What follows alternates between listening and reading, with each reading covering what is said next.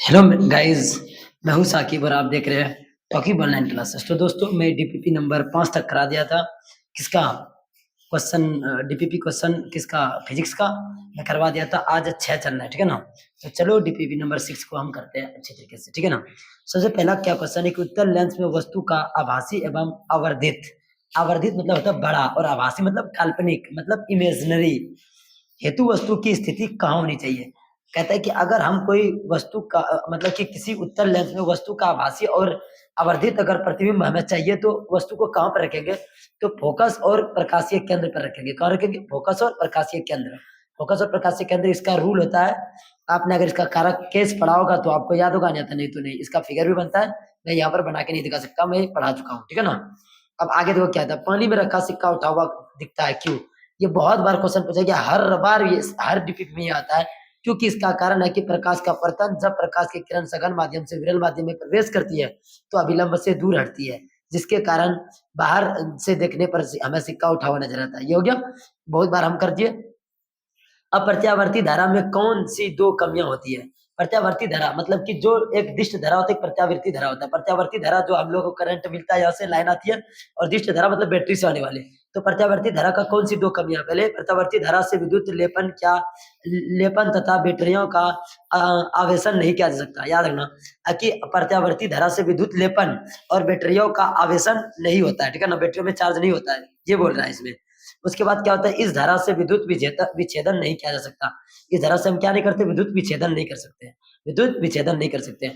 अब देखो क्या कहता है, कहता है यदि किसी विद्युत बल्ब के तंतु का प्रतिरोध अगर 1200 ओम है, और तो बल्ब 220 वोल्ट स्रोत से कितनी विद्युत धारा होगी? इसमें देखो फॉर्मूला होता है I equal to V by R. तो हमको निकालना आई, तो आई के जगह वी के जगह पर हम रख दिए, और ये आर के जगह पर रख दिए। इसको सॉल्व करके पता चल गया 0.183 एम्पियर। यही था, कुछ नहीं, सिर्फ फॉर्मूला पर बैठा ना, आंसर आ गया। उसके बाद 2 मीटर फोकस दूरी वाले किसी अवतल लेंस की क्षमता ज्ञात करें। देखो हमेशा ना क्षमता ना ये हमेशा मीटर में आता है। किस में आता है? मीटर में। अगर फोकस दूरी मीटर में रहेगा तभी उसका क्षमता निकलेगा, नहीं आता नहीं तो नहीं। कहता है एफ 2 मीटर दिया हुआ, ये मीटर में बदला हुआ है। अगर नहीं बदला होता इसको बदलते हैं। उसके पी इक्वल टू मतलब ये क्षमता है इसका, पावर ऑफ लेंस 1/f होता है, तो 1/f इसको भाग देंगे तो माइनस 0.5 दिया जाए, इसलिए क्योंकि ये अवतल लेंस में माइनस में आता है, उत्तल लेंस होता तो प्लस में आता। अब देखो इधर क्वेश्चन कहता है सूर्य के प्रकाश के दो घटकों के नाम लिखे जो हमें दिखाई नहीं देता। ये परावैंगनी किरण और अवरक्त किरण है। याद रखना, दो ऐसे सूर्य की रोशनी किरण है जो दिखाई नहीं देता हमें, एक परावैंगनी किरण, एक अवरक्त किरण। ये बहुत बार पूछता है, परावैंगनिक और अवरक्त। उसके बाद देखो दो ऊर्जा स्रोतों के नाम लिखे हैं। देखो सूर्य ऊर्जा स्रोत, उसके बाद कोयला ऊर्जा स्रोत। सूर्य ऊर्जा स्रोत और कोयला ऊर्जा स्रोत, ठीक है ना, याद रखना। उसके बाद विद्युत मोटर का क्या सिद्धांत है? विद्युत मोटर का क्या सिद्धांत है?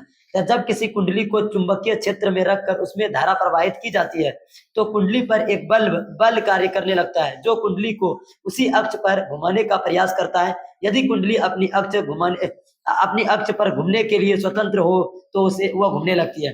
देखो आपने डीसी मोटर देखा होगा, चारों तरफ चुंबक लगा होता है, बीच में वो क्या कहता है, ये उसका कुंडली होता है, जो कि जब लाइट देते हैं तो वो घूमना स्टार्ट कर देता है, क्योंकि वो स्वतंत्र रूप से स्वतंत्र हो जाता है। तो स्वतंत्र होता है मतलब फ्री हो जाता है, तो वो घूमने लगता है। यही इसका कारण है विद्युत मोटर का, इसको याद कर लेना, ठीक है ना।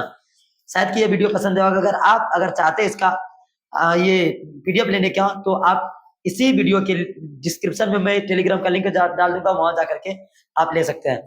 तो शायद की वीडियो पसंद है, अगर पसंद है तो वीडियो को लाइक कीजिएगा, शेयर कीजिएगा और चैनल को सब्सक्राइब भी कीजिएगा, ताकि हम इस प्रकार से वीडियो लाते रहे। मिलते हैं नेक्स्ट वीडियो में, तब तक के लिए नमस्कार, जय हिंद, जय Bharat. Thank you so much दोस्तों।